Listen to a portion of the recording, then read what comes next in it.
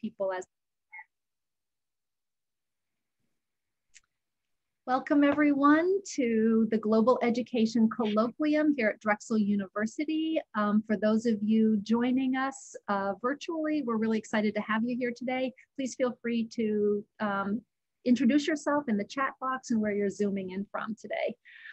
The Global Education Colloquium is a monthly speaker event series where leading and emerging scholars in the field of comparative and international education present their latest research or state of the field.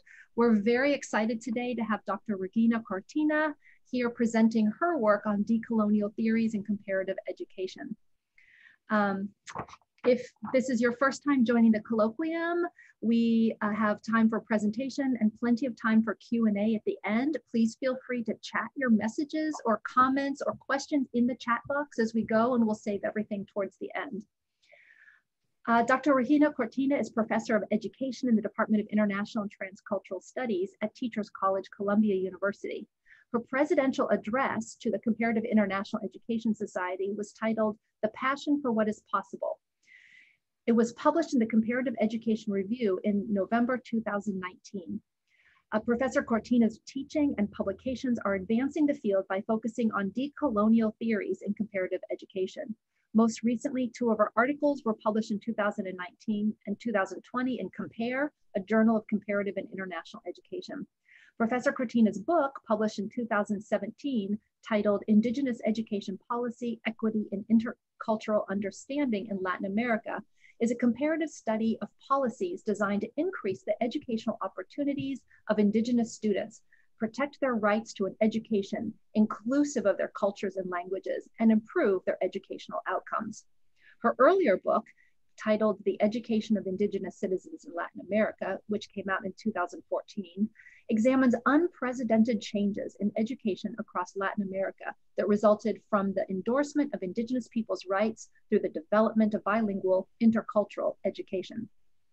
Professor Cortina's other areas of expertise are gender and education, the education and employment of teachers, public policy and education, and the schooling of Latinx students in the United States. Among her other major publications are Women and Teaching: Global Perspectives on the Feminization of the Profession, which was published by Palgrave in 2006. She also published Immigrants and Schooling, Mexicans in New York through the Center for Migration Studies in 2003. Another publication includes Distant Alliances Promoting Education for Girls and Women in Latin America, published with Routledge in 2000. She holds a PhD in education, a master's degree in comparative and international education, and a master's degree in political science, all from Stanford University. She has a bachelor's degree from the Universidad, sorry, I'm going to mispronounce things, Iberoamericana in Mexico City. Professor Cortina was president of the Comparative and International Education Society in 2018-19. It is an absolute delight and honor to be hosting you today. Thank you so much for sharing your time and expertise. For those of you who are joining us now, please feel free to introduce yourselves in the chat box and tell us where you're zooming in from. We'll be taking questions and comments at the end of the talk. Thank you, Dr. Cortina. I will turn it over to you now. Thank you so much, Christy, for the invitation, and thank you for organizing the talk. It's the first time I give a talk in Zoom, so let's hope that everything goes well. So, during my talk today, I will offer reflections building on my recent publications that applies the colonial theory to the field of comparative education. I will also highlight new strategies for teaching and learning arising from that analysis.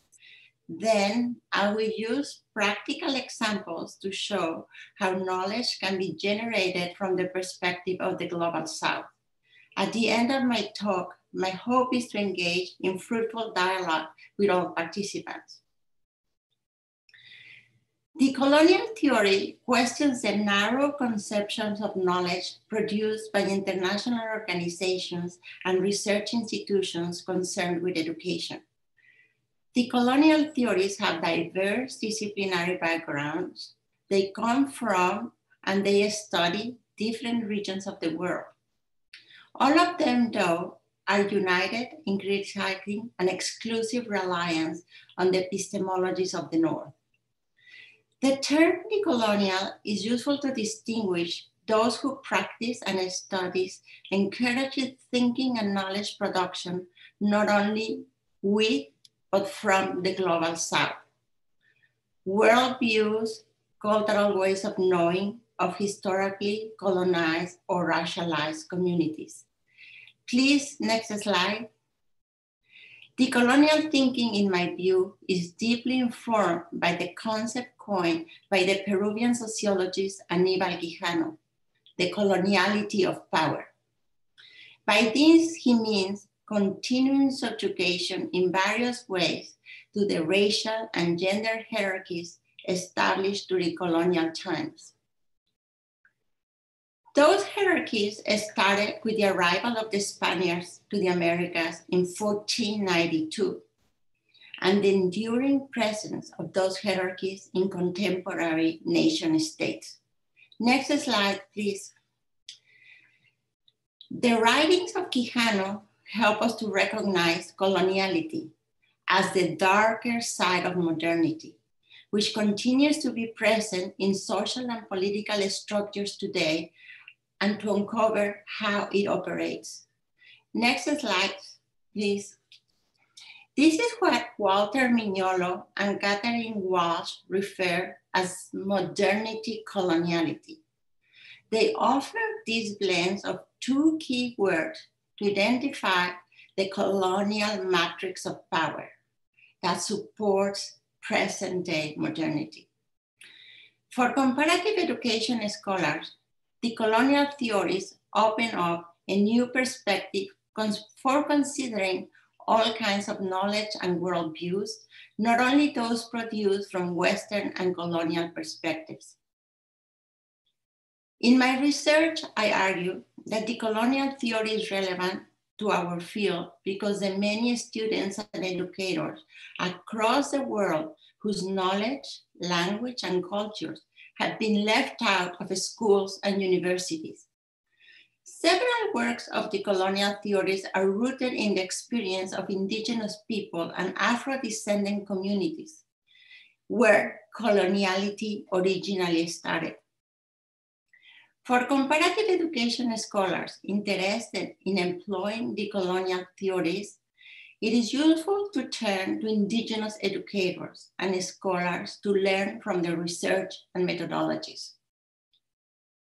Next slide.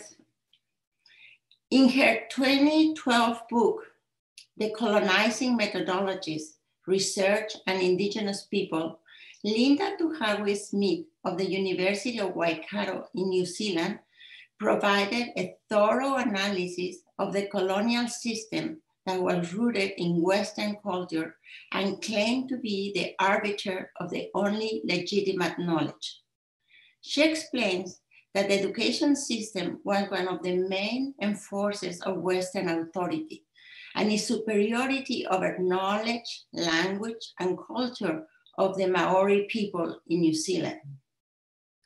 At the end of her book, she asserts that university research has a role to play in the decolonization of society, as long as it offers a language of possibility and a way out of colonialism.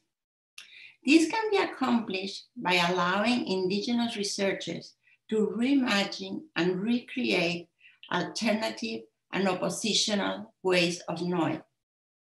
Such work is needed especially to be able to rethink and redesign the foundations of education programs for all kinds of students. An example of the colonial projects that I have explored in my research is the development of intercultural universities in Latin America. I find it very interesting that the advocacy of indigenous leaders is central to efforts to decolonize the university. In Latin America, intercultural bilingual education is an arena in which the struggle to recognize the rights of young people to culturally and relevant education is being played out. Next slide. This struggle had led to the recognition of pluricultural nature of our societies. To take you more deeply into the ways of thinking, I would like to explain two terms. One is intercultural education. The other is the pluricultural nature of society. Intercultural education is a term that comes from the European social science. It refers to the communication between cultures on a level playing field. Intercultural education is different from the term used in the United States, multicultural education, which talks about representing a mix of cultures and social groups, but without a fundamental shift in the social, political, and economic relation between those cultures and social groups. Intercultural universities in Latin America are universities that include multiple languages, cultures, and knowledge systems representing the people in the country and the communities. Next slide. Now I'm going to borrow some ideas from my presidential address as president of the Comparative and International Education Society in April 2019. Which was published in the Comparative Education Review in November 2019. My address was entitled, "The Passion for What is Possible in Comparative and International Education." Next slide. I argue that we need to theorize the state as representing multiple people and nations within society. Reflecting on how to rethink our understanding of social and political change, Joel McDowell wrote in 2001 that we need to consider the relationship between the state and society as an interaction. States are not fixed entities, nor are societies. They are constantly becoming. He asserts that the state is at the core of the reinvention of society. It is the site of conflict between different domestic coalitions and global initiatives, all in the process of change. He argues against isolating the state as something permanent and static, instead recommending the study of the state's role in the dynamic transformation of both state and society. Next slide. The first country in Latin America to move in the direction was Bolivia, when it declares itself to be a multinational state comprised of different nations, the indigenous nations and people, primarily the Quechuas, the Aymaras, the Guaranis, as well as the intercultural mestizos and the Afro-Bolivian communities. This redefinition of the state motivated the country to decolonize school curricula, to reject the assimilation theories of the past, and instead embrace the diverse language and people that constitute the plurinational state of Bolivia. Such a fundamental change has forced the educational system to reimagine how to develop strategies for teaching and learning in order to embrace the different languages, cultures, and knowledge of the distinct nations that form the Bolivian state.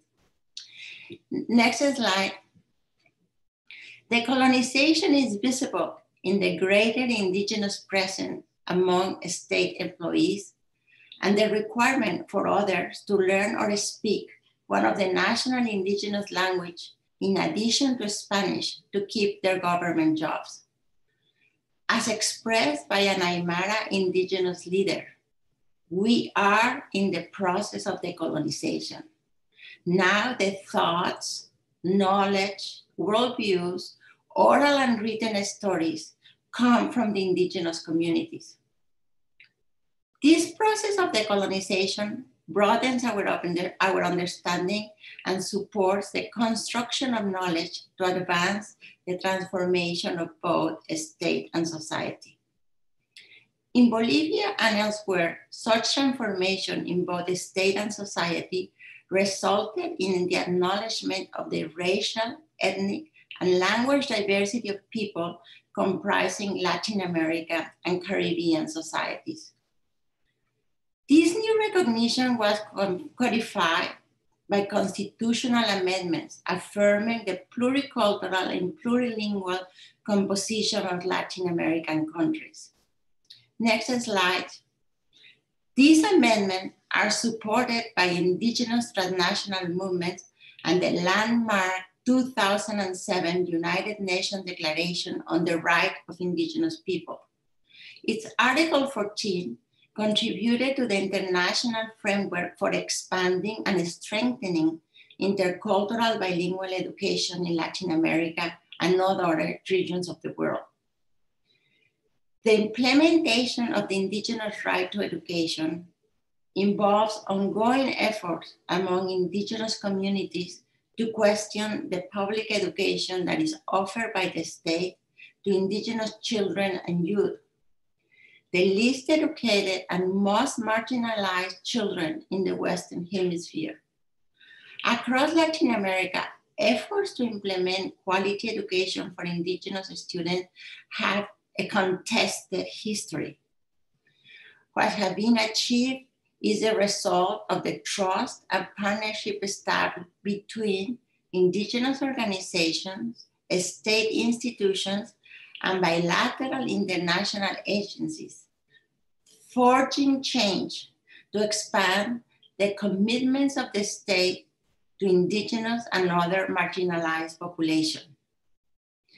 Studying this contested history with my collaborators in the 2014 book, The Education of Indigenous Citizens, we provided a comparative analysis of national policy debates in 5 countries in Latin America with the largest number of indigenous people: Mexico, Ecuador, Peru, Bolivia, and Guatemala. Peru, in 1975, was the first country in the Americas to affirm an indigenous language, Quechua, as an official language of the country. Other countries followed suit, changing the constitutions from declaring that their official language was Spanish to affirming the multilingual, multi-ethnic features of the state and its institutions, thus supporting the right to indigenous people to an education in their native languages. Since the implementation of these constitutional revisions, we have witnessed significant transformation in basic education and the expansion of higher education to include indigenous ways of knowing, cultures, and language. These changes have been achieved in the 5 countries in Latin America with the largest indigenous population, but not without significant political opposition from teachers' unions and other political actors. Implementations of these new policies and the national debates about them have varied across countries according to the political power of the indigenous social movement and the allies who support indigenous leaders to develop a genuine vision of education for their people. Case studies, for example, show that intercultural bilingual education as a political demand for the transformation of public education sprouted from the local indigenous movements, thereby revealing a bottom-up approach to reform in cultural and educational policies. Only Mexico, with a top-down model under the leadership of the state, is the exception. Looking at political change in the Andes, it is important to move beyond consideration of intercultural bilingual education as simply a movement to preserve indigenous languages and cultures. In that region, especially, this approach to education highlights the complexities of the colonizing teaching and curricula, which are embedded in the tension between the global development priorities, the goals of the state, and the visions of the indigenous movements and their leaders. In fact, as shown in case studies of all countries, the aim of the reform is to challenge existing racial, gender, and socioeconomic hierarchies in an effort to reform the state, as well as reform the public and education institutions that maintain the oppression of indigenous and Afro-descendant people. Next slide. In the case of Peru and Bolivia, my analysis concluded that without state support, little would have been achieved to redress long-standing colonialism and the forced assimilation of indigenous people. Teacher training institutions are closely connected with the state, political parties and teachers' unions, so reform aiming to change the curriculum of these institutions are difficult to achieve. Focusing specifically on several projects funded by the German donor agency GIC in Peru and Bolivia, I found that the alliance between transnational indigenous movements and European aid is not enough to strengthen change. The partners of the donors aid project is the national government where the indigenous people live. And often the aim of national education policies is not to redress past inequalities. Moreover, as history shows abundantly, transition in political regime from one to the next can dismantle policies and diversity initiatives that favors inclusion of indigenous languages in the curriculum, as was the case in Peru during the presidency of Alan Garcia. Up to now, I have talked about decolonizing the university and teacher training institution in terms of people whose culture, language, and worldviews have not received attention in the past. In an article I'm working on now, I focus on understanding patriarchy and gender hierarchies as a central arena of a struggle to decolonize the university. Just as race was central in maintaining the coloniality of power, gender is another central hierarchy in colonial domination. One area in which the colonization of the university is fought appears in the access of women to leadership positions and to the most advanced and highly paid research centers. Next slide. My inspiration comes from a French sociologist and feminist, Nathalie Hinnick. She developed a theory on the visibility of women in academia to explain the glass ceiling that women face in their higher echelons of research and knowledge production. In an article published in the French newspaper Le Monde in October 2018, Nathalie Hinch argues that the invisibilization of theoretical contributions, of the creation of concepts, is the real sexism in universities.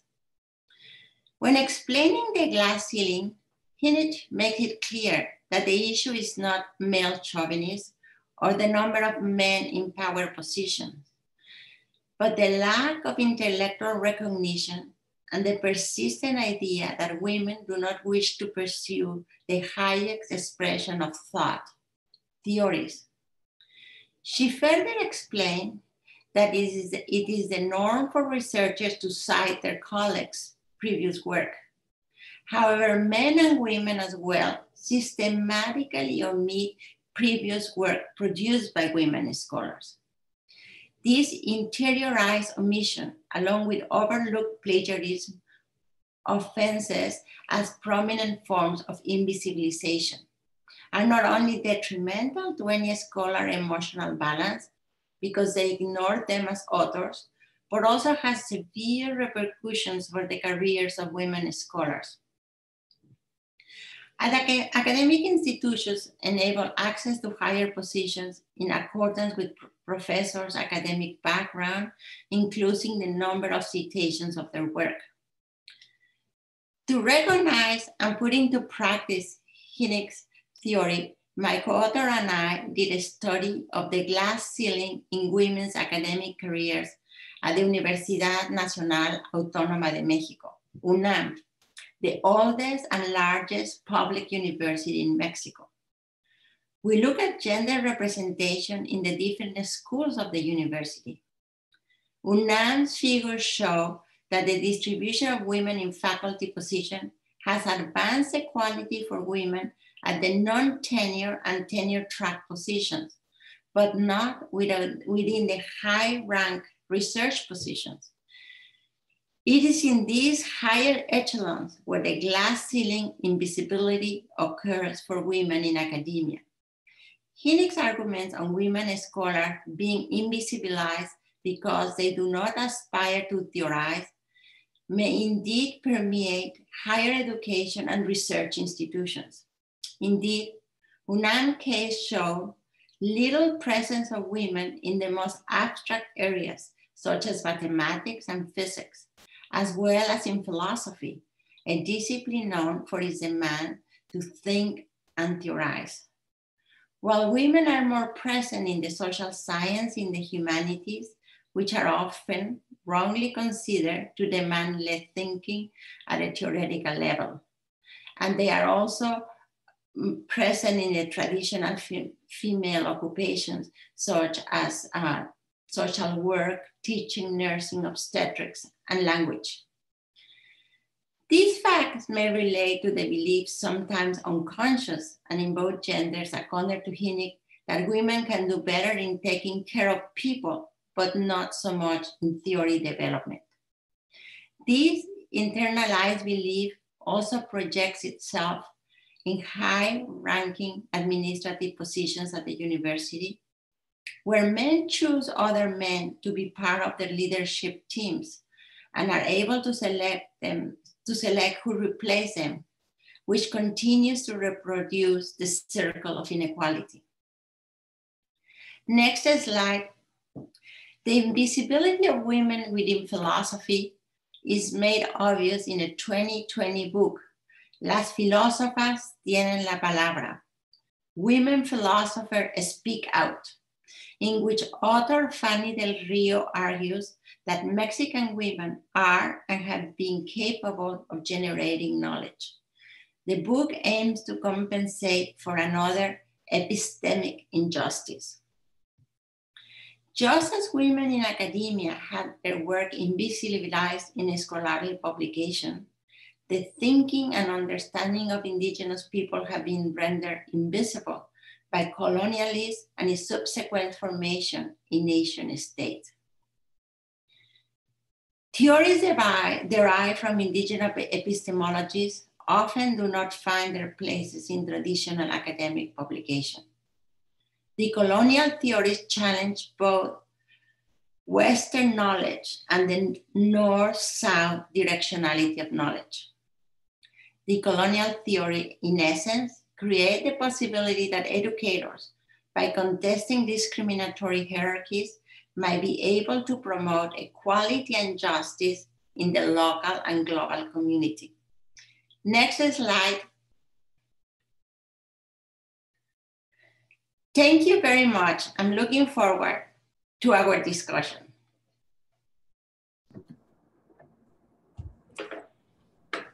Everyone's clapping and applauding. Thank you so much, Dr. Cortina.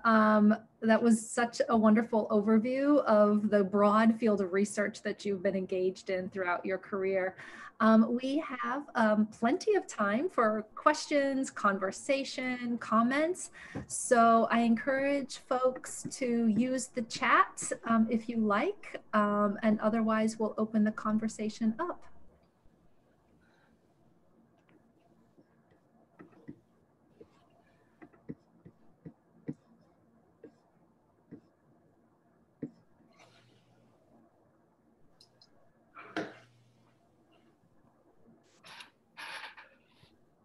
I'd like to ask a question. Okay.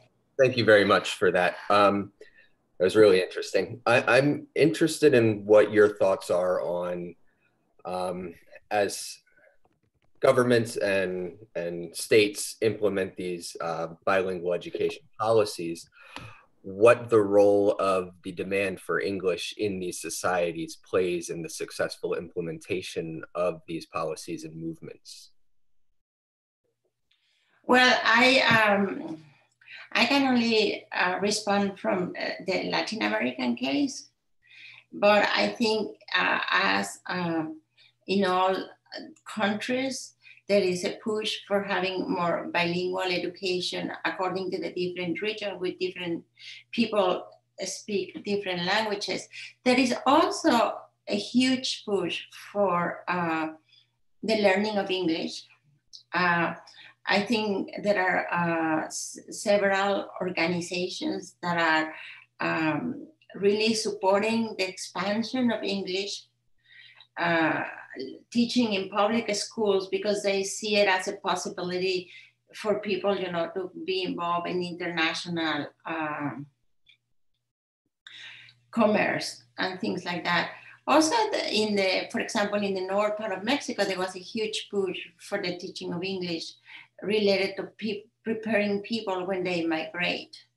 You know, with migration stopped, there is an organization that I had a study in Mexico that is called Mexicanos Primero, and they did a wonderful a study of how well English is taught in Mexico, and it's called Sorry, saying, you know, we are not doing a very good job. So even though we are spending a lot of resources in the public schools to teach English, the quality of the teaching is not enough for people to really become bilingual.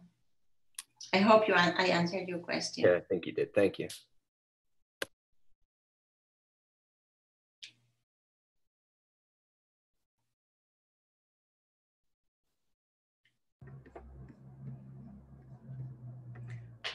There are no questions coming in the chat, so I'm assuming everyone's satisfied with all the wonderful information here. Katie, go ahead. I have a question as well. Hi, Dr. Cortina. My name's Katie Elliott. I'm a PhD student at Drexel.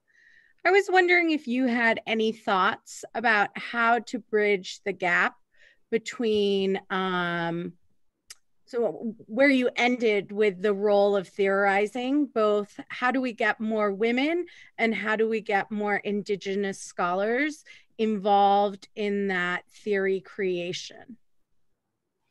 So I think that the intercultural universities in Mexico, there are 11 of them, are doing, that is one of their objectives, is to really provide a possibility for Indigenous scholars to be able to do high-level academic work. That book that I cited of Smith in New Zealand has a very interesting chapter that I highly recommend.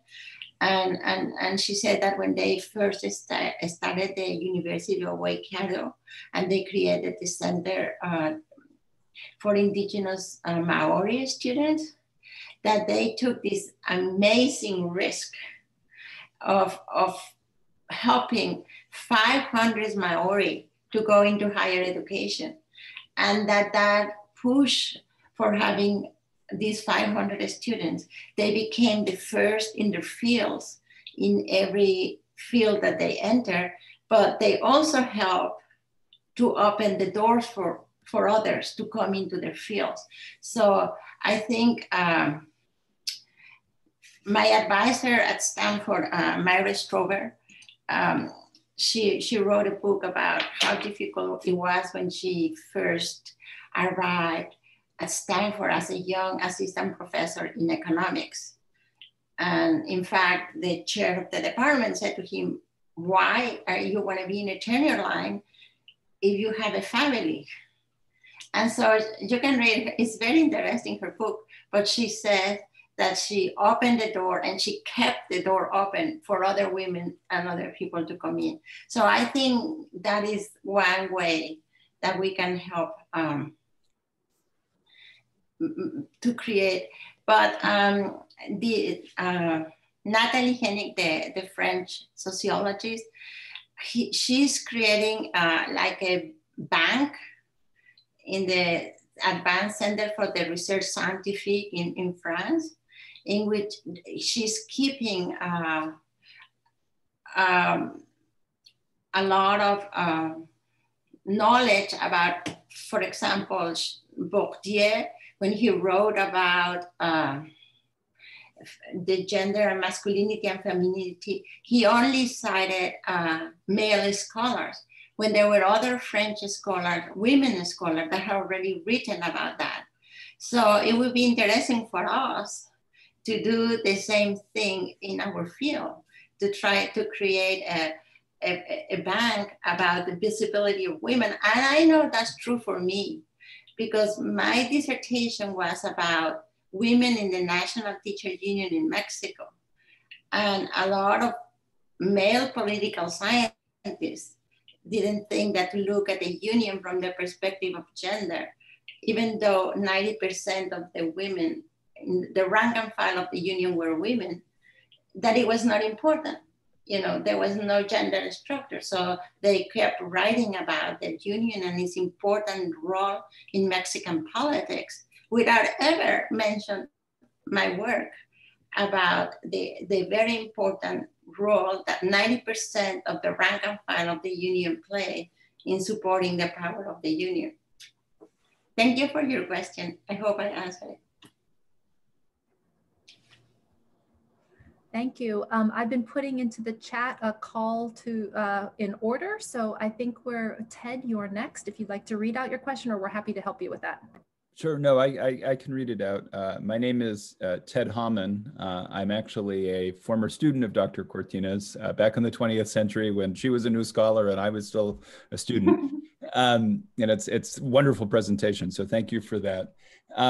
As I sort of ponder or struggle to get my head fully around the abundant research and growing research on decolonization theories, I find, for obvious and defensible reasons, that decolonization, including your talk, focuses on undoing the legacy of colonialism on indigenous peoples.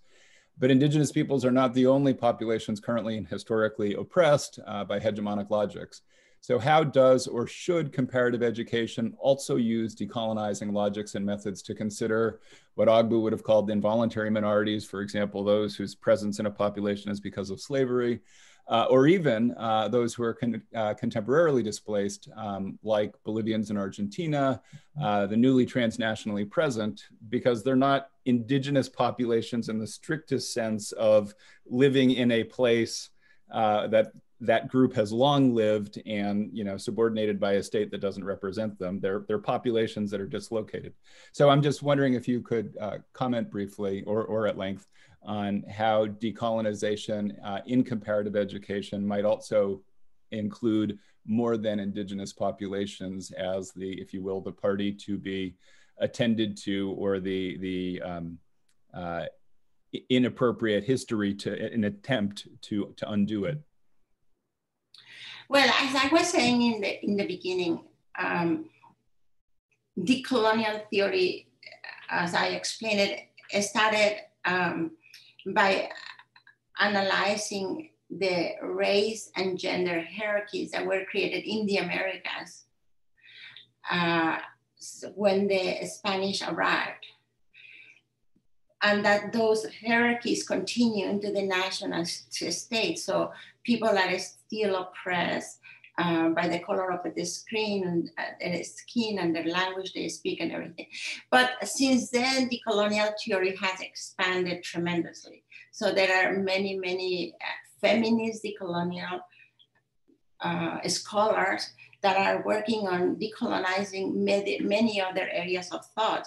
So in a sense, decolonial theory wants to give voice to those that don't have voice in the schools and in the universities. And it's what Boaventura de Sousa Santos talk about when he talks about that decolonization is not geographical, but it's political. And it's political because it means that in any political system, a school system, university, whatever it is, if there is a group of people that are present there, but they are not represented, and their knowledge and their culture is not present, then we have to decolonize the university. I hope I answered your question. It's nice to see you there. Thank you so much. Next, we have Obi Ene. Hi, I'm Obi Ene. I'm a second-year master's student in the International Educational Development Program at Teachers College. Dr. Cortina, I'm also a member of SCICE, which is the student-led magazine journal that you advised this year. So thank you for presenting. My question is pertains to your example of Bolivia and how currently government employees are mandated by policy to learn an indigenous language, and it sounds like a very endearing, movement towards progress. But I'm also concerned about the limitations of just using legal means to advance decolonization. When we think about like bodies of literature that focus on like dialogical processes in society towards decolonization, thinking about like the works of Paulo Freire. So basically, what do you think are the possibilities and limitations of legal policy or laws in the decolonization process? Well, I think the legal framework is very important, because in most of the Latin American and the Caribbean, most of the universities and the schools are public schools. So without a legal framework that really opens the school system and stop Spanish or the colonial language as the only way of teaching, the legal framework is what opens the structure, and it's very important. But what happens inside the universities, or what happens inside the schools? Because when I talk about intercultural education, when you think about it, that it means to having two languages in the same playing field, two languages, two cultures. So if there are so many ways in which children that do not represent the majority are silenced in the school, or are not able to express themselves. So I think that the more fundamental change has to come, as you said, following Freire, and really having a dialogical conversation and not a banking education. So I think the framework is important at the level of the national level, at the public school level, at the university level. But the more important change has to come once the framework is created, by people really having respect for each other and really being able to have a dialogical praxis following Freire's thought. I hope I responded to your question. Yes, you did. Thank you. Thank you. Actually, that leads into the next question, which comes from Nisha Young, who has asked us to read her question out. Nisha Young is a first-year PhD student at Drexel University, and she says, you mentioned that Bolivia has taken steps to decolonize the school curriculum and has created a task force comprised of indigenous communities and other scholars. What are some examples of concrete strategies the task force has explored as it relates to decolonizing thought patterns? Well, in Bolivia, they created these, they call it cepos, that are like the community leadership. So I show you that slide that I like very much of the Aymara houses in El Alto. Can you put it back? And if you think about, this is a city that is El Alto, Bolivia, is next to La Paz, that is the capital of Bolivia. And this is a city where there are more than 1 million indigenous Bolivian Aymaras living. And they have been able to have their own architecture, It's very interesting because you might think that they don't have money, but they do have money, and they like to be isolated, if you mean, from the big mestizo city that is La Paz. And it's a city that has been able to really provide a lot of services. So it would be very interesting to study how they have created their own curriculum since they have already incorporated themselves as an indigenous city. But I don't have information about that, but that would be an excellent project to do. I have one student that is Bolivian, and he did a very interesting study because his dissertation was about that Evo Morales created this rapid transit from all the areas around La Paz to come into downtown La Paz. So he thought if there was rapid transit and it was very economical, that if the indigenous people would like to take the rapid transit and come to the city schools rather than keeping their children in the school. Because, transportation is what gives the possibility of people moving around the city. And that's what happened now in New York. Now, without people going in the subway, everybody's isolated in their communities.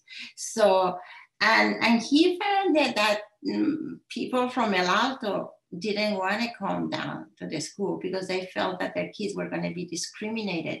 And so they were better served by the school, which they have some control to avoid discrimination.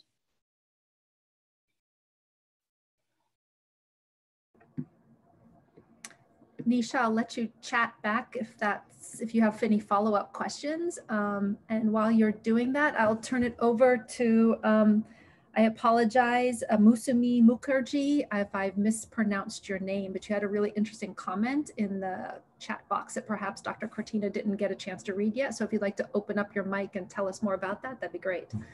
Can you send me the chat at the end? Yes, I will do that for sure. Okay, thank you.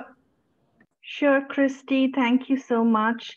Thank you, Dr. Cortina, for your enlightening and inspiring talk.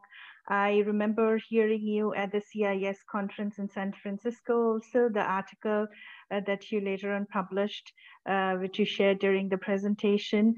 And I think it's going to be inspiring many of us who are working in this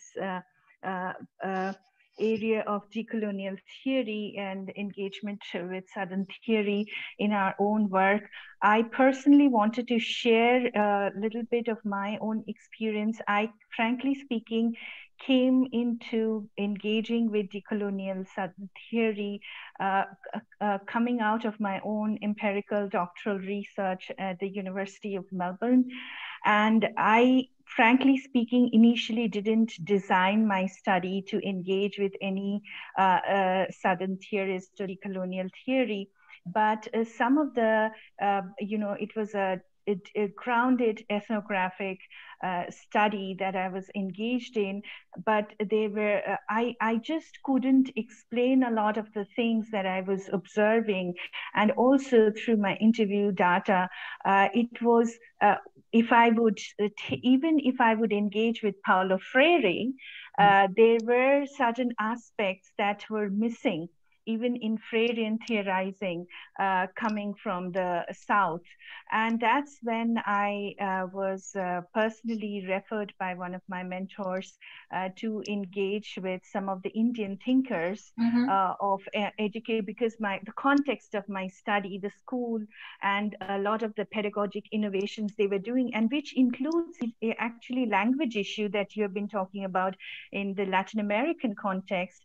How would you really explain when so-called colonial missionary school set up to deliver education fully in English, suddenly making policy decisions and actually practicing bilingual mode of delivery of education, even publishing big picture books in local languages for children in the primary school level, and also with the Right to Education Act's focus specifically mandating education as a human right for all child till the secondary level, how do you engage with the larger masses of Indian children who do not come from privileged backgrounds, whose parents have not got the privilege of education? They have not, forget about missionary English medium schools, they have not even had opportunity to get education in any school. They're completely illiterate. How do you make education happen for these children, along with children coming from privileged background with educated parents at home? So how do you explain this phenomenon? I couldn't, even when I was rereading Freire, how this language aspect and also some of the historical contextual aspect of education within and the educational innovation that was happening within that context, I found it much easier to explain when I started engaging with Tagore's writings on education. And this was also coming out of a lot of the clues coming out of my own data. The official school historian who wrote the first history of this particular missionary school, which has over 150 years of history, herself was engaging with Tagore in her own writings. And how could I not look at Tagore and Tagore's writings on education, and in order to really form a better understanding also of the context of pedagogic innovation within that particular school that was happening. So I just wanted to thank you for sharing your work in Latin America, and I wanted to also share my own work and the article I wrote coming out of my own doctoral thesis experience, where I had initially not planned to at all engaged with decolonial Southern theory, but my field work actually led me into engaging, even though I personally come from that context. But my education has been a very colonial education. I'm a product of colonial education. I never studied, we still don't study indigenous thinkers of education in our education system. Sitting there at the University of Melbourne for the first time, I started reading, and I found that he has written so much on education from 1892 onwards. Whereas we have hardly, up until then, I had not at all read anything, just knew Tagore as a poet. Not as a serious thinker who thought seriously about educational problems and ways to, reform education. Thank you so much. And I really look forward to share more and in the future, and also read more of your work. Thank you so much. Thank you. And maybe we can have a conversation later about your research in India. Thank you. Yes, sure. Definitely. I'll be happy to. Great, thank you. And I will share the chat and all the extra resources and links that anyone puts in here. So please feel free to continue putting publications and other references that we all might learn from. Dr. Cortina, we have another question coming from Turia. So Turia, if you want to open up your mic. Hello, Dr. Cortina. My name is Turia Hudson. I am a first-year student at Drexel University. And you mentioned that there was some opposition among political powers and teachers' unions around decolonializing school systems. So I wondered, what are some strategies that we could possibly use within the education system to bridge those gaps and open people who are oppositional to these theories up to the idea and engage in some conversation around it? Well, it's not so much that they are in opposition to the decolonial theory. What they are in opposition is to the teaching of another language in the school system, maybe because they don't have the training, and also Not all people that have been in political power in these countries of the Andes, not all of them support diversity as a goal for the state. So what I was talking about, Alan Garcia, when he was president of Peru, he didn't think that Peru was going to be helped by saying, oh, you know, we have a very diverse population and we have a diverse school system. So he was trying really to look to a much more Western model of education. So that's where people that are at the local level trying to really help indigenous children and diversify the curriculum and imbibe their language and their cultures are in a different political regime as a disadvantage because the president and the Ministry of Education is not supporting this diversification.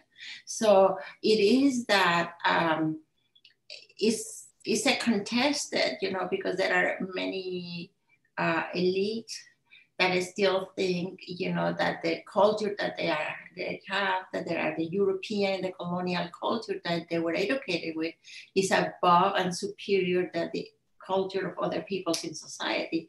So it is not that the colonial theory is going to help not. It's a struggle, and it's a struggle that has to be led by the social movements. And that's why I think it's very important to think about how important in the case of Latin America have been the indigenous leaders in advancing and protecting and advocating from these universities. In other societies, it's going to be other people that are going to have to advocate to change the society.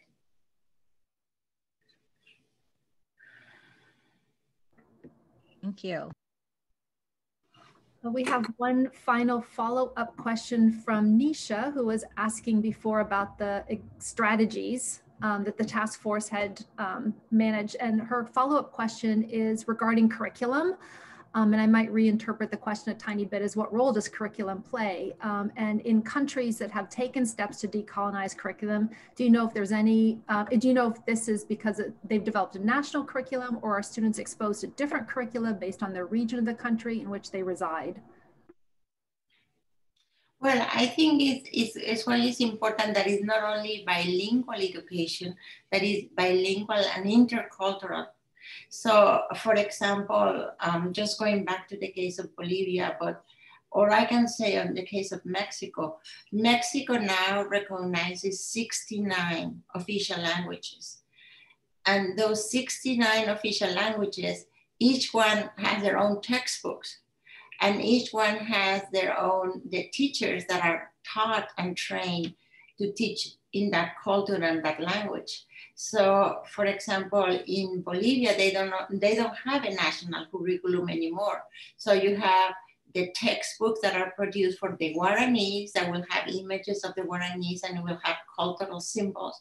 And then the one that goes for the Quechuas and the one that goes for the Aymaras, each one of the books has a cultural context of that indigenous nation. And not only no longer is this assimilation curriculum that was what all these countries had. You know, the idea of creating a nation was to assimilate everybody to the mestizo culture. And so now what they are doing is in different regions, like in the case of Mexico, there are 11 intercultural universities. Each one of those is located in an area of Mexico that has a very definitive language that is spoken and a culture that is different from the next one. So they are very connected to the local communities, and really they are devoted to developing projects to develop the communities. So they are not interested in educating people to leave the community, but to keep themselves and helping to develop that community and that language and that culture. I hope I answered it. Thank you so much. And acknowledging that we have reached the end of our time, and that people have set aside this in their day. I really want to thank all of you for joining us today, but also reserve a special gratitude for Dr. Regina Cortina, who has given us her time and expertise and a very engaging presentation and plenty of time to discuss, which we're very appreciative of. If anyone would like to stay on a few minutes after, we'll stop the recording now, but you may stay on to give last comments or questions for a few extra minutes. And also congratulations on International Education Week. We're excited to be having a host of events this week. So if you'd like to come back to the Global Education Colloquium tomorrow, same time, we have Dr. Divya Bana zooming in from South Africa, talking about gender and sex and the politics of education in her context of the world. Thank you all again.